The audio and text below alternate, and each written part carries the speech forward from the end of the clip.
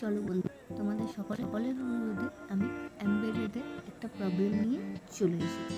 তো চলো দেখে নিই এই প্রবলেমটা কীভাবে সলভ করতে হয়। দেখো কী আছে, এখানে একটা ফিগার আছে। এই সেম ফিগারটা এই ফিগারগুলোর মধ্যে কোথায় আছে সেইটা আমাকে খুঁজে বের করতে হবে। যেটাতে থাকবে সেটাই আমাদের কী হবে, অ্যান্সার হবে। তাহলে চলো আমরা চেক করে নিই।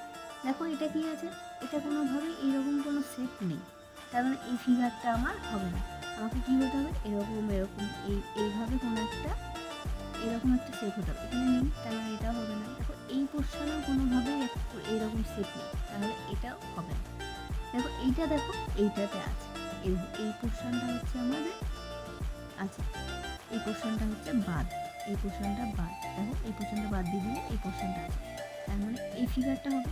এটাও চেক করে নিই, দেখো এইটাতে নেই, এটাতে কোনোভাবেই এরকম কোনো সিম্বল এখানে নেই, তার মানে এটাও হবে না। তার মানে আমার অ্যান্সার কি 2।